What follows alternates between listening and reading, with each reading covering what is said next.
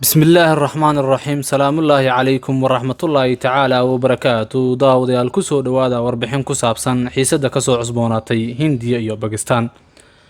Hindiya ayaa wadankeeda ka erisay kala bar shaqaalaha safaaradda Pakistan ay ku lahayd caasimadda dalkaasi ee Delhi kadib markii ay ku eedeysay inay ku howlanaayeen falal basaasnimo ah iyo wada shaqayn kala dhaxaysa argagixisada. Dowladda Hindiya ayaa sidoo kale dhimi doonta shaqaalaha ku sugan safaaradda ay ku leedahay magaalada madaxda Pakistan ee Islamabad sida ay shaacisay wasaaradda arrimaha dibadda. Ma jirto jawaab ilaa hadda si degdeg ah uga soo baxday dhinaca dowladda Pakistan oo arrintaasi ku saabsan. Xiriirka u dhaxeeya labada wadan ee ku hubeysan nukliyeerka ayaa meel xun gaaray kadib markii ay Hindiya 3 asbuuc ka hor wadankeeda ka eriday laba ka mid ah shaqaalaha safaaraddaasi Pakistan. Waxaa labadaasi qof lagu eedeeyay inay isku dayayeen aruurinta xog ku saabsan dhaqdhaqaaqa militariga dalka Hindiya. Warbaahinta Hindiya ayaa soo tabisay in tallaabada ugu dambeysay ay qaaday xukuumadda Delhi ay timid markii ay soo baxeen warar sheegaya in laba shaqaale oo Hindi ah lagu waxyeeleeyay magaalada Islamabad. Asbuucii la soo dhaafay dowladda Hindiya waxay dhigeeda Pakistan ku eedeysay inay afduubeen labadaasi nin, laakiin Pakistan waxay dhankeeda sheegtay kadib markii gaari ay wateen uu jiiray qof wadada marayay. Faahfaahin ku saabsan tallaabada ay qaaday Hindiya sida uu shaaciyay wargeyska Hindustan Times, labada wadan waxay ku heshiiyeen in mid walba 110 shaqaale ah ku lahaado safaaradda ku taala dalka kale, inkastoo tirada shaqaalaha ay tahay hadda 90. Go'aanka ay Hindiya qaadatay waxa uu ka dhigan yahay in labada wadan mid walba uu dalkiisa dib ugu celsho 35 shaqaale muddo hal asbuuc gudahooda. Shaqaalaha safaaradda Pakistan waxay fulinayeen howlgallo basaasnimo ah waxayna la shaqeynayeen ururo argagixiso ah ayaa lagu yiri bayaan ka soo baxay wasaaradda arrimaha dibadda Hindiya. Waxay wasaaraddu u yeertay wakiilka Pakistan u fadhiya Zayid Khair Shah si loogu sheego eedeymaha.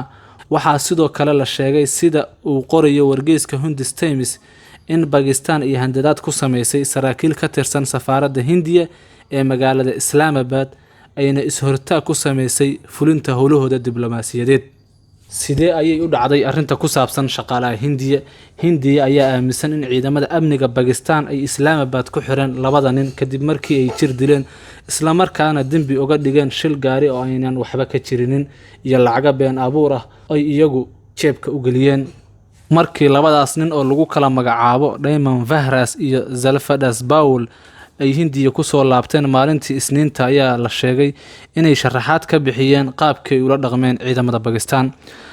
Booliska Pakistan ayaa dhankooda sheegay in raggaasi xabsiga loo taxaabay markii ay gaarigooda jiirsiiyeen nin rayid ahaa iskuna dayeen inay baxsadaan, hase yeeshee ay goor dambe sii daayeen kadib markii ay ogaadeen inay yihiin diblomaasiyiin. Balse wax jawaab ah kama aysan bixinin eedeynta ku saabsan in raggaasi la jir dilay. Horaantii sanadkan la soo dhaafay ayay ahayd heerkii ugu sarreysay markii ay gaartay xiisada ka dhaxaysa Hindiya iyo Pakistan. Hindiya ayaa weerar xagga cirka ku qaaday saldhig kooxo fallaaga ah ay ku leeyihiin gudaha Pakistan isbuuciya kadib markii weerar ismiidaamin ah uu ka dhacay gobolka lagu muransan yahay ee Kashmir. Arrintaasi ayaa sare u qaaday cabsida laga qabo inuu dagaal dhex maro wadamada ku yaala koonfurta qaaradda Aasiya. Ugu yaraan 42 askari oo ka tirsan booliska sida militariga u tababaranaya dalka Hindiya ayaa lagu dilay qarax ismiidaamin ah oo ay mas'uuliyadiisu sheegatay kooxda fariisinkeedu yahay gudaha dalka Pakistan ee lagu magacaabo Jaysh-e-Mohammed.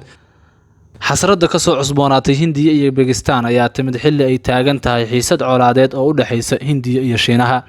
15tii bishii Juun ayaa 20 askari oo Hindiya u dhashay ku dhinteen dagaal gacanta la iskula tagay oo ka dhacay xadka u dhaxeeya labada wadan.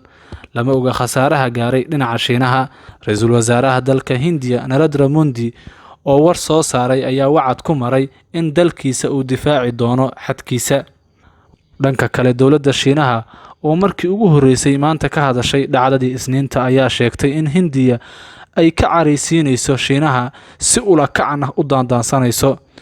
Labada dal waxaa u dhaxeeya murankii ugu waqtiga dheeraa ee dhinaca xadka ah waxaana ay ishor fadhiyaan ku dhawaad nus qarni. guud ahaanba intaas ayaan kusoo gabagabeynayaa warbixinta ku saabsaneed xaaladda ka soo cusboonaatay Hindiya iyo Pakistan. Warbixinta waxaa idinla socodsiinaya anigoo ah Sayid Cali Cabdisalaan Xasan. Intaan ku kulmayno warbixin noocan oo kale sidaas iyo waxaan kaga tagayaa nabadgelyo.